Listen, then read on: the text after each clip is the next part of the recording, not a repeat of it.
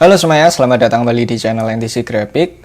Saya Chris, dan di channel NTC Graphic ini saya membahas tentang seni, desain, industri kreatif, serta gadget-gadget yang berhubungan dengan bidang-bidang tersebut. Jadi kalau teman-teman semuanya memiliki interest di bidang-bidang yang saya sebutkan tadi, feel free untuk subscribe di channel NTC Graphic.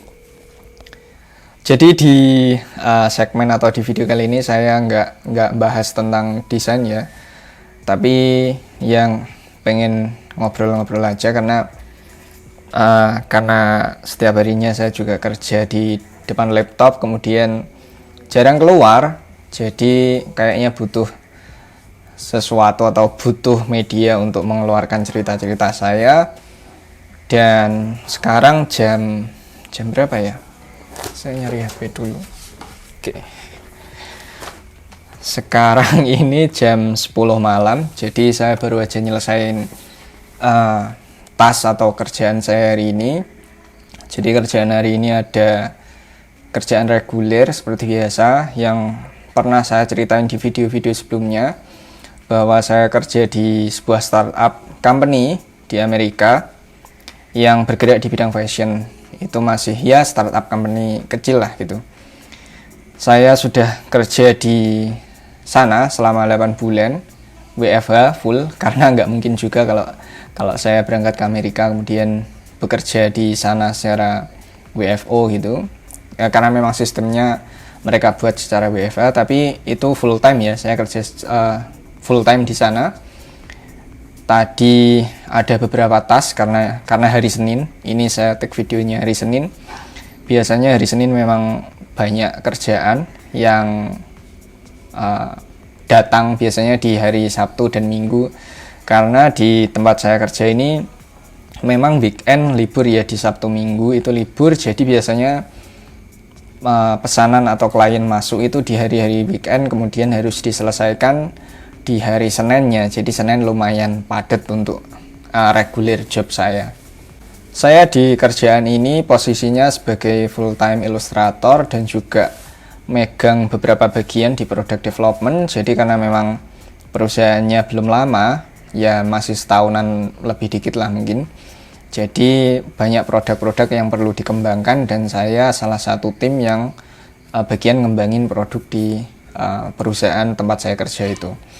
Dan juga hari ini ada beberapa project lain, project freelance gitu, karena kebetulan di perusahaan saya juga mengizinkan untuk karyawannya tetap ngambil freelance. Saya ngambil freelance. Ini ada beberapa project. Yang pertama bikin website. Saya bikin website di WooCommerce, website sederhana, karena basicnya saya nggak pinter coding lah. Bukan nggak pinter ya, malah nggak terlalu ngerti coding, hanya ya mungkin ngedit dikit gitu ngerti lah. Tapi kalau sampai bikin codingan dari awal gitu nggak bisa. Tapi untungnya ya sekarang sudah ada Elementor, kemudian sudah ada WooCommerce, WordPress juga pluginnya sangat banyak, jadi gampang kalau bikin website yang sederhana. Nah kebetulan karena memang projectnya itu bikin website untuk UMKM ya, UMKM makanan gitu, frozen food. Jadi lumayan ribet dan deadline-nya cuma sebulan. Saya kerjakan sambil ngerjain regular job. Kemudian ada project juga dari NFT. Jadi 2 minggu lalu mungkin ya. Ya 2 minggu lalu saya menerima job untuk NFT. Saya bikin banner lah, banner atau bukan banner ya, tapi lebih ke story, visual story untuk NFT tersebut. Jadi itu project untuk 2 bulan, tapi setelah 2 minggu ini agak macet. Saya nggak tahu apakah karena memang ownernya lagi repot atau gimana, tapi memang agak sulit akhir-akhir ini dihubungi. Tapi untungnya pembayaran termin pertama sudah dilakukan ya. Jadi kalaupun ternyata project NFT saya itu mangkrak gitu, saya tetap nggak masalah karena memang sudah dibayarkan untuk termin pertama. Jadi mau cerita itu ya, cerita kesibukan hari ini. Jadi agak lumayan banyak, meskipun nggak sebanyak beberapa hari lalu, tapi ya lumayan lah. Ini kenapa nggak bisa fokus ya? ya biar fokus. Dan itu sekilas cerita yang agak panjang dari hari ini. Kemudian mungkin saya mau cerita tentang apa ya di video pertama ini. Ini agak panjang ya mungkin. Mungkin di video pertama ini saya mau cerita tentang awal mula saya nge-freelance sebagai desainer grafis dan ilustrator. Kalau ditarik ke belakang, saya mulai desain atau mulai nge-freelance desain itu di tahun 2016. Pertama kali saya dapat project itu bikin portrait text effect. Contohnya saya tunjukkan ini. Jadi saya bikinnya di Photoshop, waktu itu 2 kepala atau 2 orang. Harganya cuma $10 waktu itu di Fiverr. Saya buka akun di Fiverr, kemudian belum sampai seminggu atau ya sekitar semingguan itu saya langsung dapat first order itu $10. Setelah itu lama nggak dapat order, kemudian dapat order lagi secara beruntun gitu. Jadi awal mula pertama kali saya mulai nge-freelance desain itu memang di kelas 2 SMK, tepatnya di tahun 2016. Ditarik ke belakang lagi kenapa saya memutuskan untuk freelance atau ya nyari side job di bidang desain dan ilustrasi, itu memang pada dasarnya saya suka seni dan suka hal-hal yang berbau kreatif lah sejak dulu gitu. Saya ingat waktu SMP itu cerita yang cukup berkesan buat saya karena waktu itu di SMP ya, di waktu saya SMP itu saya mulai kenal bagaimana cara mencari uang gitu, meskipun ya kecil ya uangnya. Waktu itu saya bikin pop-up card. Kalau teman-teman yang nggak tahu pop-up card, saya tunjukkan seperti ini. Waktu itu target marketnya adalah anak-anak yang sedang jatuh cinta gitu, yang sedang pacaran cinta monyet lah di SMP itu. Waktu itu saya hasut dalam tanda kutip ya, saya hasut mereka untuk beli pop-up card itu buat nembak pacarnya gitu. Apalagi kalau pas di hari Valentine gitu, itu lumayan rame ya pesanannya. Waktu itu saya bikinnya secara manual, jadi saya nyeketsa pola untuk pop-up cardnya itu secara manual di kertas buffalo berwarna. Waktu itu harganya 3 lembar itu Rp500. Biasanya satu pop-up card itu butuh kertas sebanyak 3 lembar itu 500. Saya jual biasanya kalau memang polanya susah ya agak mahal, kalau polanya mudah ya murah gitu. Paling murah biasanya 7.000 sampai paling mahal itu 25.000 waktu itu. Jadi margin keuntungan saya lumayan besar kalau dihitung cuma dari bahan baku itu. Margin keuntungannya berapa? Berarti 500 ke 7.000 itu berapa persen, berapa ribu persen gitu. Tapi memang yang dijual kan bukan kertasnya ya, tapi kreativitas di dalamnya gitu. Waktu itu lumayan rame karena memang salah satu cara yang agak anti mainstream untuk menyatakan cinta monyet itu memang pakai pop-up card itu. Jadi itu lumayan berkesan buat saya. Cerita bikin pop-up card itu berlanjut sampai saya SMK. Sampai saya SMK itu masih jualan sampai terakhir itu ya di kelas 2 itu waktu saya nge-freelance.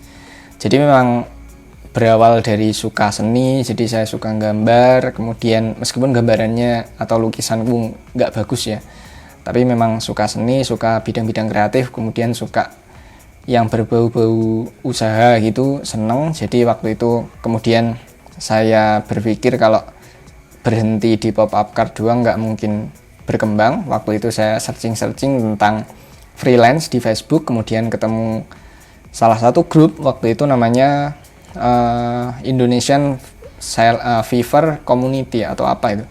Kalau saya sekarang itu Fiverr Seller Indonesia. Tapi grup yang berbeda yaitu 2 itu. Tapi intinya pokok grup Fiverr lah.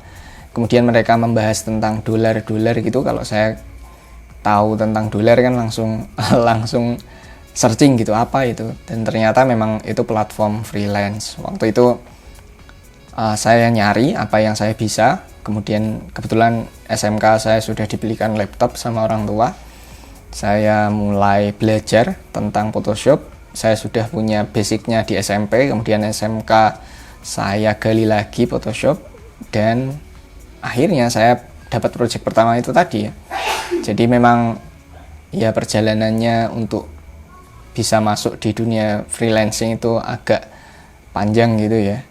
Dan sebelum-sebelumnya ya, selain bikin pop-up card itu saya juga bikin waktu itu bikin hiasan dinding gitu, jadi siluet gitulah, pokok bikin siluet portrait gitu. Meskipun kalau dipikir-pikir kalau sekarang ya nggak ada harganya ya, mungkin semua orang bisa bikin, tapi waktu itu karena memang masih jarang yang bikin, ya lumayan lah dapatnya. Kemudian jualan HP bekas waktu itu, dan ya banyak lah yang jalan menuju ke freelancing itu, sampai akhirnya jualan HP bekas itu kekumpul bisa beli HP bekas tapi yang support untuk pekerjaan. Kalau nggak salah HP-nya juga masih ada sekarang. Saya taruh mana ya? Lupa. Nanti saya kasih fotonya. Itu HP-nya adalah Evercross A230 atau apa gitu.